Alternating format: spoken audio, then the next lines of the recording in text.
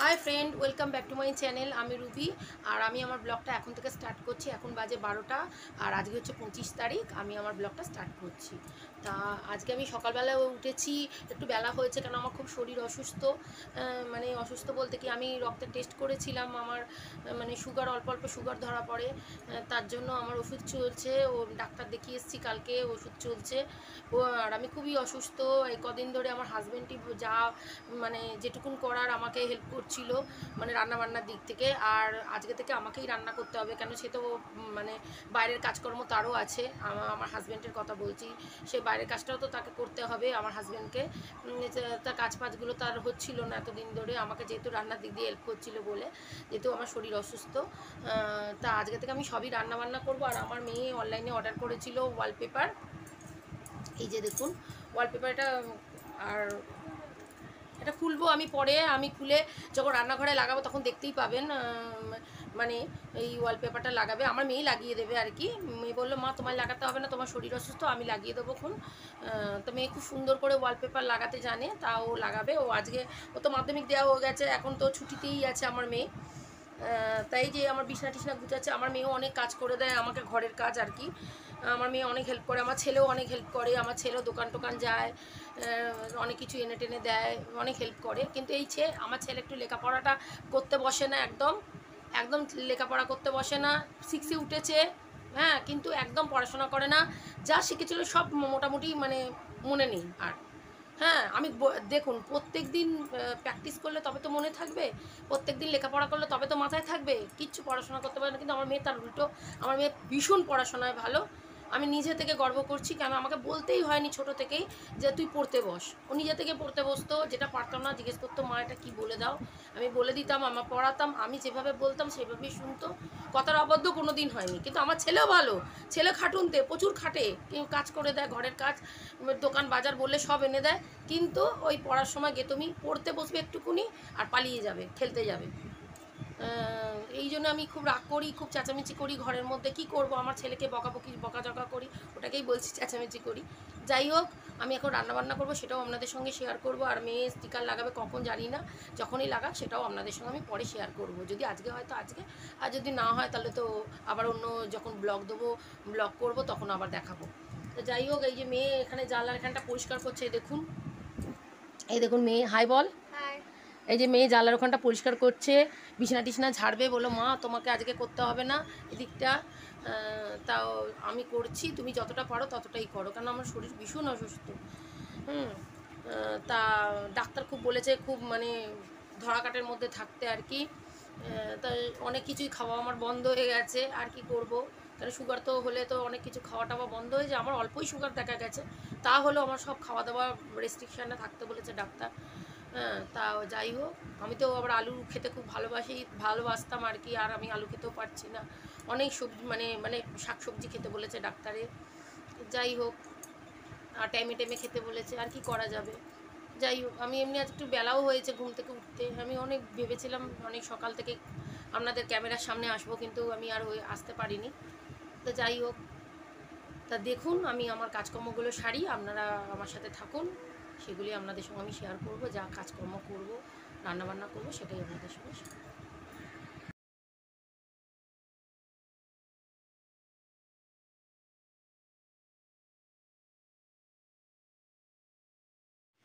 এই যে মাছ ধুচ্ছি, কাটাপোনা মাছ এনেছে আমার হাজব্যান্ড আজকে।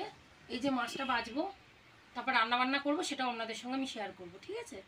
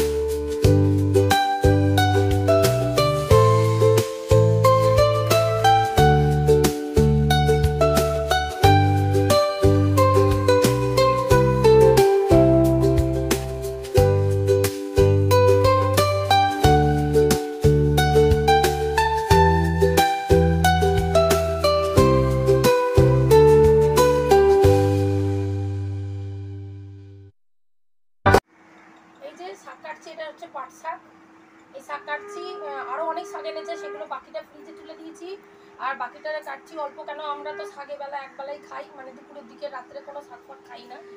আর এই কটা পটল আর পটল দিয়ে কাটাপোনা মাছ দিয়ে তরকারি করবো।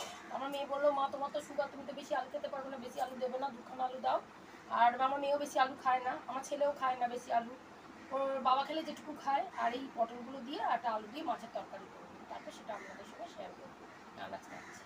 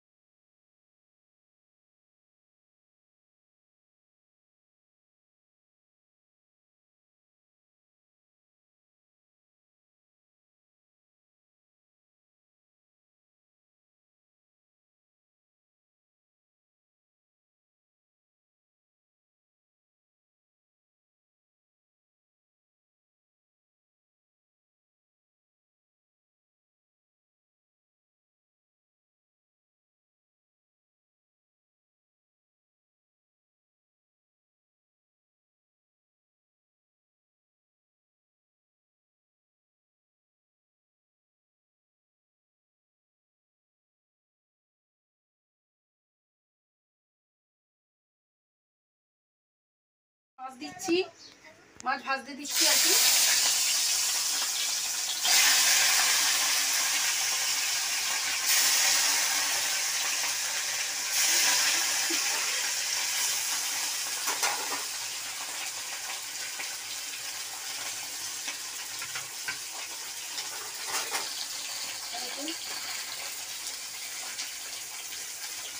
হোক, তারপর উল্টাবো একটু পরে।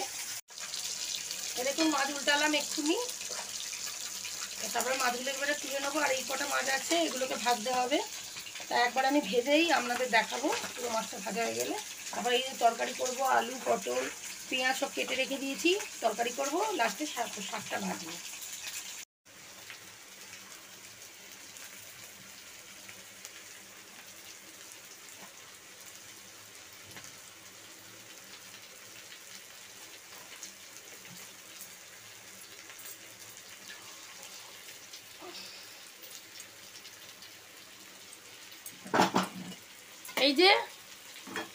এই যে এটা হচ্ছে তোমার মাছের তরকারি হচ্ছে, এর মধ্যে দিয়েছি পাঁচফোড়ন আর হলুদ, লঙ্কার গুঁড়ো, নুন, এই দিয়েই আমি এই তরকারিটা কষাচ্ছি। তারপরে তরকারিটা হয়ে গেলেও সেটাও আপনাদেরকে দেখাবো। আর এই যে মাছ ভেজে রেখেছি দেখুন।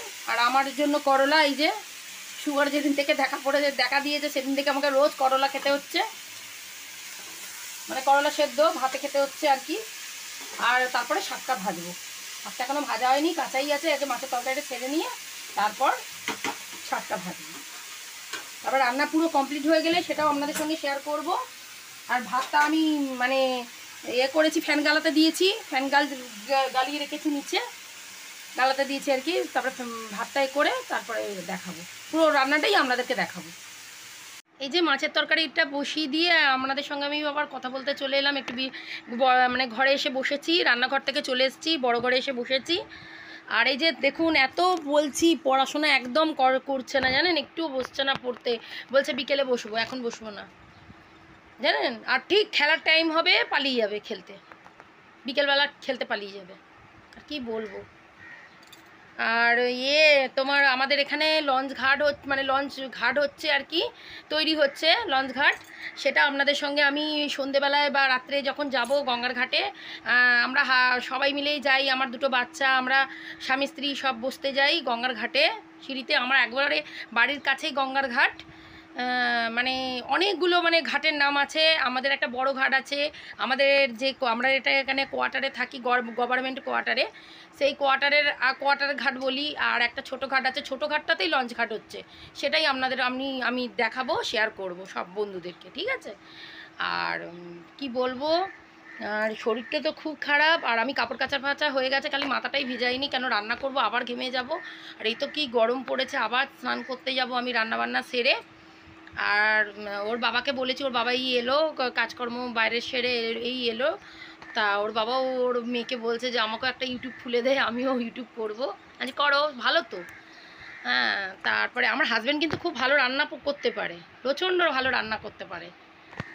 মানে যেমন সবাই হোটেল ম্যানেজমেন্ট পড়ে সব রান্নাবান্না করে, সেই রকম পারে রান্না করতে। আমার ভাইও পারে, আমার ভাইও সুন্দর রান্না করে, এত সুন্দর মাংস করে, হ্যাঁ মানে ধারণার বাইরে। কোনো দিন যদি বাপের বাড়ি যাই, ভাই রান্না করে, সেটাও আপনাদের সঙ্গে আমি পরে শেয়ার করব। আর এই রান্না বসিয়ে এসেছি, আমার আর ভালো লাগছে না এত গরমের মধ্যে। শরীরটা তো আসলে অসুস্থ, ভেতর থেকে খুবই অসুস্থ। বাধ্য হয়ে আজকে থেকে আমাকে রান্নাবান্না সব করতে হচ্ছে, আর করতে তো হবেও। সারা জীবন তো স্বামী করবে না ঘরের কাজ, সেটা তো নিজেকেই করতে হবে। তাও যতদিন করেছে আমার হাজব্যান্ড ভীষণ ভালো, যতদিন করেছে আমি করতে পারবো না, মানে প্রত্যেকটা কাজে হেল্প করেছে। তারপর বাইরের কাজ সামলালো, প্লাস ঘরের কাজ সব আমাকে হেল্প করেছে, আমাকে বলতেই হয়নি। তো যাই হোক, আমাকে খালি বলতো তুমি রেস্ট নাও, তুমি টাইমে খাও, ওষুধ খাও, আরাম বলতো। এমনি একটু রাগি, কিন্তু এমনি আমার খুব ভালো থাকলে আবার খুব ভালো, এইটা। যাই হোক, আর আমার মেয়ে পড়াশোনায় এইবারে মাধ্যমিক দিল, মানে ও তো ইংলিশ মিডিয়ামে পড়ে, 1 থেকে ছোটো থেকে ইংলিশ মিডিয়ামে পড়ে, তা 10-এ মাধ্যমিক দিল। তোদের রেজাল্ট কবে রে? 13 মেতে ওদের রেজাল্ট। যা ঠাকুরকে ডাকছি যাতে ভালোভাবে মানে পাশ করে। তো ও মেয়ে বলছে মা আমি ভালো করেই পাশ করব। তুমি কেন এত টেনশন করছো, তুমি আমি ভালো করেই পাস করব। আর ছেলেটাকে নিয়ে আমার যত সমস্যা জানেন। ছেলেটাকে তো একটু বয়সের জন্য আমি মেয়ের স্কুলেই দেওয়ার ইচ্ছা ছিল, ইংলিশ মিডিয়াম স্কুলে। ওদের তো সিবিএসসি বোর্ড, দিল্লি বোর্ডের, কেন কেন্দ্রীয় বিদ্যালয় মেয়ে পড়ে। আর ছেলেকেও দেওয়ার ইচ্ছা ছিল, কিন্তু ছেলের বয়সে একটু হেরফেরের জন্য দিতে পারিনি আমি কেন্দ্রীয় বিদ্যালয় স্কুলে। তাই জন্য কালাচাঁদ, আমাদের মানে দক্ষিণেশ্বর আড়িয়াদহে কালাচাঁদ স্কুলে আমি আমার ছেলেকে ভর্তি করে দিয়েছিলাম 1 থেকেই। ওর এখন 6-এ পড়ছে, কিন্তু জানি না 6-এ ও কী করবে আমার মাথায় নেই। আমার তো এত রাগ হচ্ছে, আমার মনে হচ্ছে নিচু ক্লাসে আবার নামিয়ে দিই আমার ছেলেকে। আমার এত রাগ হয়ে যাচ্ছে, ওর বাবাকে বলছি নয় বোর্ডিংয়ে দাও আর নয় ওকে নিচু ক্লাসে নামিয়ে দাও, নাহলে ও তো পারবে না। পড়াশোনা না করলে কেউ পারে? আপনি বলুন না, কেউ পারে পড়াশোনা না করলে? লজ্জা পাচ্ছে, পালিয়ে গেল, দেখুন দেখুন পালিয়ে গেল। বন্ধুরা আপনারা কমেন্ট করে বলবেন যে ওর মানে পড়তে না বসলে ও মানে কী অবস্থা হয়, বড় বয়সে কি কোনো কাজ চাকরি বাকরি পাবে বলুন? কোনো ভালো কাজ পাবে? ভবিষ্যৎ, নিজের ভবিষ্যৎ নিজে করছে। কি কত চেল্লাবো বলুন তো, কত মারবো, কত চেল্লাবো? আর পারি না, আমি এমনিতেই অসুস্থ, আমি আর চেঁচাতে পারি না, কী করব? আমি আগেও কত পড়াতে যেতাম, আমার অসুস্থ হওয়ার পর থেকেই আমি মানে ডাক্তার বলেছে একটু রেস্ট নিতে, এখন এইসব করবেন না, এখন একটুখানি রেস্ট নিন। পড়ানো তো সারা জীবনই আছে, কিন্তু তাও আমি পড়ানো ছেড়ে দিলাম, আর কি করা যাবে? সেখানে নিজেকে তো, শরীরটা তো আগে, তারপর নয় আবার পরে টিউশনি আমি আবার পাবো। যাই হোক, আমাকে পড়ানোর জন্য লোক এমনিই বলে, রাস্তাঘাটে বেরোলেই বলে আপনি পড়ান, আপনার খুব পড়ানো ধাঁচ ভালো। ভালো শুনেও ভালো লাগে। যাই হোক, আমি আর কি বলবো। এখনও এই তরকারিটা বসিয়েছি, তরকারিটা নামিয়ে দিয়ে আবার শাকটা ভেজে নামিয়ে দিয়ে তারপর আমি স্নানে যাব। আমি মেয়েকে বলে দিয়েছি যে তুই তোরা নিয়ে খেয়ে নিবি, আমি পরে খাবো। আর সকালবেলা উঠে একটু আগেই তো প্রথমে ওষুধ খেতে হয়, খালি পেটেই ওষুধ খেতে হয়, আর কি বলবো। দেখুন না, এখনই ফোনটা ধরে আছে, আমি পারছি না, হাত এত ব্যথা করছে। আমার আছে টাইপয়েড আছে, এই যে টাইপয়েডে এতক্ষণ করছিলাম টাইপয়েডে লাগিয়ে, হ্যাঁ, কিন্তু আবার এটা খুলে নিয়েছি। হ্যাঁ, তা যাই হোক, আমি সত্যি কথা বলতে কি, আমি তো এডিট ফেডিট অতটা জানি না, মোটামুটি জানি না। আমার মেয়েই করে দেয় এডিট ফেডিট সব। তা মেয়েকে বললাম দেখ 11-এ উঠে গেলে তোকে তো স্কুলে যেতে হবে, পড়াশোনা করতে হবে, সময় পাবি না, আমাকে এডিট ফেডিট দেখিয়ে দিবি কীভাবে করতে হবে। আমি সব করে আমি বড় ভিডিও ছেড়ে দেবো, আর কি বলবো।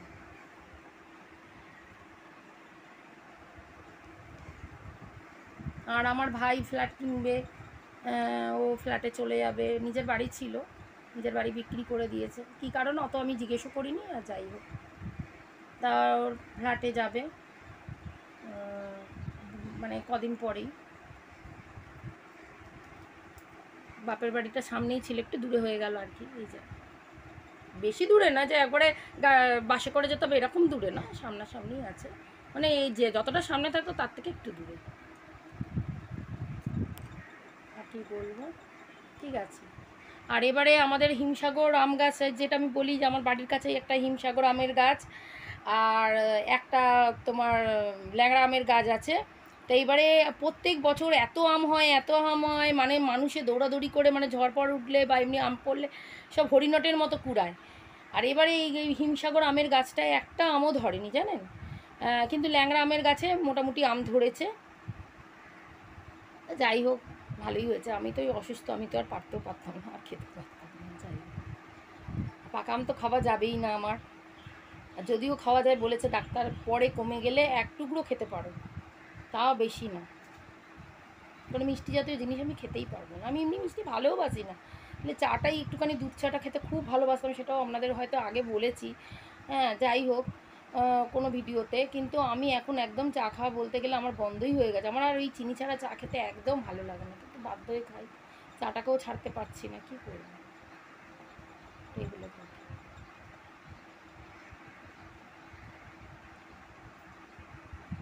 বড়ি ভাজছি, এই বড়িটা হচ্ছে শাকটা হয়ে মানে যখন হয়ে আসবে, শাকটা ভাজা ভাজা হবে, তখন ওর মধ্যে বড়িগুলো করে ছড়িয়ে দেবো, খেতে আরও ভালো লাগবে।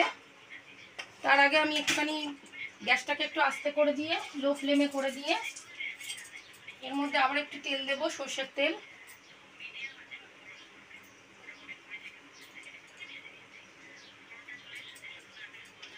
তারপরে দেবো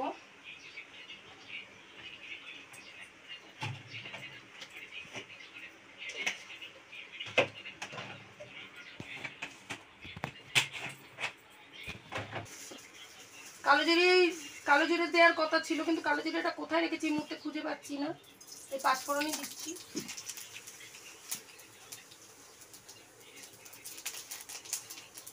এবার দেবো পেঁয়াজ,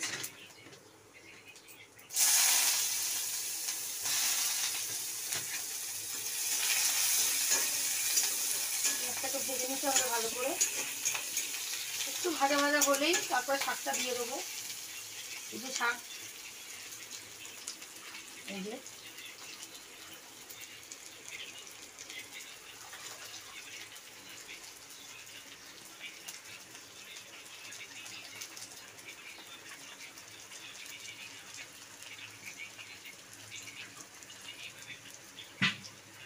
এই যে দেখুন, এই যে মাছের তরকারিও হয়ে গেছে, এই যে মাছের তরকারিও হয়ে গেছে। আমি আপনাদের বলেছিলাম মাছের তরকারি দেখাবে, যে ঢেলে নিয়েছি, মাছের তরকারিও হয়ে গেছে।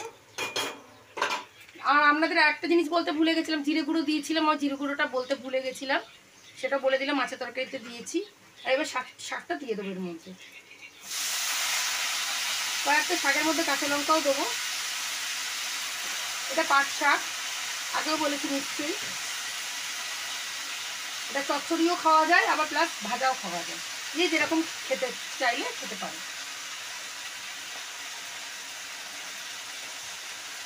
তারপরে দেবো এর মধ্যে নুন, হলুদ, স্বাদ মতো অল্প চিনি। যদিও আমার খাওয়া উচিত নয়, কি করবো, একটু না দিলে না স্বাদ আসে না, ব্যালেন্স হয় না। তরকারি হোক, ভাজা হোক, যে কোনো জিনিসে একটু মিষ্টি না দিলে না স্বাদ হয় না।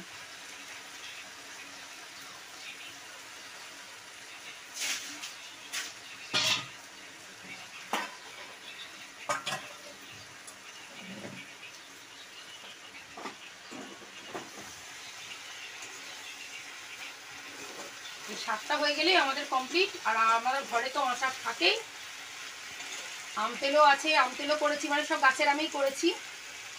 এবারে নয়, আগের বাড়িতে ভর্তি আছে, এবারে আর কিছু করিনি। আর এবারে গাছে তো আমার ভয়ও নেই, সেটা আগেই বলেছিলাম। আর সব আছে, ওই দিকে আমাদের খাওয়া হয়ে যাবে। ওর বাবা এমনিতে, মানে আমার হাজব্যান্ড করে ওই চাটনি ফাটনি করে রেখে দেয় ফ্রিজে, সেটাই আমাদের অনেক দিন যায়, যে কোনো চাটনি। কিন্তু এবারে আর করা হয়নি, আমি অসুস্থ হয়ে পড়েছি, আর কিছু করেনি চাটনি ফাটনি। যাই হোক, এটাকে হলুদ দিচ্ছি, দেখুন।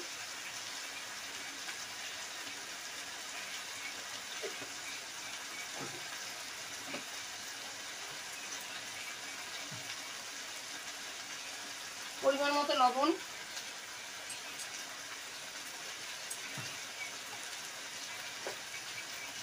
অল্প একটু চিনি, কটা কাঁচা লঙ্কা দিচ্ছি। এই যে ফ্রিজ থেকে আমি এই যে কাঁচা লঙ্কা দুটো দিয়ে দিলাম।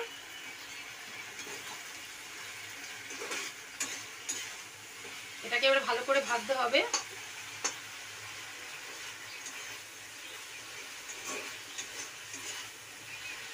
সব শাক করিনি আমি, কিছুটা শাক রেখেও দিয়েছি ফ্রিজে, মানে একবেলার মতো শাক, জানি শাক একটুখানি হয়ে যায় ভাজলে, তো আমি এতটা করিনি। কারণ আমাদের ঘরে কেউ শাক খেতে পছন্দ করে না, কিন্তু শাক খাওয়া উচিত, দরকার, কিন্তু কেউ পছন্দ করে না, খেতে হয়, খায়। আমার হাজবেন্ডই পছন্দ করে শাক খেতে, আর আমিও শাক খাই না একবারে তা না, ভালো লাগে না, তাও খাই। তো চলুন, আমার এই শাক ভাজা হয়ে গেলে সেটাও আপনাদের সঙ্গে আমি শেয়ার করে দেবো, সব রান্নাবান্নাই শেয়ার করে দেবো, ঠিক আছে। শাক ভাজা হয়ে গেছে দেখুন, আর বড়িগুলো সব গুঁড়ো করে দিয়ে দিয়েছি ভেজে। এই যে শাক ভাজা কমপ্লিট। আর এই যে ভাতটা আমি গাইয়েও করিনি, না এতে করতে ভুলে গেছি। এই যে ফ্যান গালিয়ে ফ্যানটা রাখলাম, এই যে দেখুন ফ্যান গালিয়ে ফ্যানটা রাখলাম। আর এইটা হাঁড়িটাকে না আমি এরম করতে ভুলে গেছি নাড়াতে। এই ভাত হয়ে গেছে দেখুন। এই যে মাছের তরকারিও কমপ্লিট হয়ে গেছে, মানে আমার রান্না সব কমপ্লিট হয়ে গেছে। আমি ওর বাবা আর ছেলে খেতে বসে যাবে, মানে আমার হাজব্যান্ড, ওর বাবা বলতে আমার মেয়ের বাবা তো হবে, আমার হাজব্যান্ড, সেটাই বলছি আর কি। তা আমার হাজব্যান্ড আর আমার ছেলে খেতে বসে যাবে এক্ষুনি। আর আমি স্নানে যাব। আমার মেয়েও এতক্ষণ পর্যন্ত জানেন গিন্নিবানির মতো স্নান করেনি, বসে বসে ফোন দেখছিল। তা এখন ও স্নানে যাবে, আমরা দুজনে এসে ভাত খাবো স্নান করে এসে। ঠিক আছে, আবার পরে কথা বলছি। এই সন্ধেবেলায় একটু বেরোচ্ছি, দোকানে যাব, এই যে ব্যাগ হাতে, একটু দরকার আছে, একটু দোকানে যাব, তারপরে আসবো, এসে আপনাদের সঙ্গে আবার কথা বলবো, ঠিক আছে? আর এই যে ছেলেকে বলেছি পড়তে বস, পড়তে বস, একটুখানি নামতা লিখলো, হয়ে গেল, আবার বললো তুমি চলে যাও, আমি পড়তে বসবো। আর এই যে মেয়ে মেয়ে একটু ঘুমোচ্ছিল, এই উঠলো মেয়ে একটু, আমি তাই বকাবকি করছি যে তুই এখন একটু আগে ঘুমালি আর এখন উঠলি, তো রাত্রে কী করে ঘুম আসবে? তো বললো মা কী করবো, ঘুমিয়ে পড়েছি। আমি যাকে তুইও দেখ ভাইকে, যে যতক্ষণ না তোর এখন পড়াশোনাও মানে মাধ্যমিক মানে 11টা উঠছে, যতক্ষণ না ততক্ষণ তো এখন ওর পড়া নেই। তা আমি বললাম তুই ভাইটাকে একটু দেখ, আমি আসছি। তো যাই হোক, আমি আবার এসে পরে কথা বলছি। এই যে আমি তখন চলে এসেছি, মানে কিছুক্ষণ আগে চলে এসেছি। তা এসে খাওয়া দাওয়া হয়ে গেছে, মানে রাত্রে যে ডিনার খাওয়া হয়ে গেছে। তা এখন একটু যাব গঙ্গার ঘাটে, আর সেখানেই লঞ্চ ঘাট হচ্ছে, আর একটা পাশে যে ঘাট আছে সেখানেই লঞ্চ ঘাট হচ্ছে, আর সেটাই আপনাদের সঙ্গে আমি শেয়ার করব। আর দিনের বেলায় আর একবারও দেখাবো, দিনের বেলায় দেখালে আরও স্পষ্ট দেখা যাবে, পরিষ্কার দেখা যাবে। তা যতটা আমি এখন রাতের বেলায় একটুখানি যাচ্ছি গঙ্গার ঘাটে, আমার হাজব্যান্ডও যাবে, আমার ছেলে মেয়েও যাবে। তা চলুন দেখব। এই যে আপনাদের বলেছিলাম রাত্রেবেলায় যে গঙ্গার ঘাটে যাব, আমাদের কোয়ার্টারে ঘাটে এসে সব বসে আছি। আর ওই যে ছোটো ঘাটটা দেখছেন, এই যে আমি দেখাচ্ছি আপনাদের সব বন্ধুরা, এই দেখুন এই যে ছোটো ঘাটটা পাশেরই ঘাট, একদম পাশে, মানে কোয়ার্টার থেকে বেরিয়ে একবার পাশে ঘাট। এই যে এটা হচ্ছে ছোটো ঘাট, আর এখানে লঞ্চ ঘাট তৈরি হচ্ছে। জানি না অন্ধকারে কতটা দেখাতে পাচ্ছি, দিনের বেলায় আবার পরবর্তীকালে যখন ব্লগ করব তখন আবার দিনের বেলায় দেখানোর চেষ্টা করব। এই দেখুন এই লঞ্চ ঘাটটা এখানে তৈরি হবে, মানে অর্ধেকটা হচ্ছে, এখন আবার আরও হবে, কাজ আছে বাকি। তো যাই হোক, আমি আমার এই তো গঙ্গা দেখুন, দেখতে পাচ্ছেন কিনা জানি না, গঙ্গার সামনেই বসে আছি ঘাটে। আর আমি আমার পরবর্তীকালে ভিডিওটা আবার আনবো, এখন আমি আমার ভিডিও শেষ করছি। আর এখানেই আমি শেষ করছি ভিডিওটা। টাটা।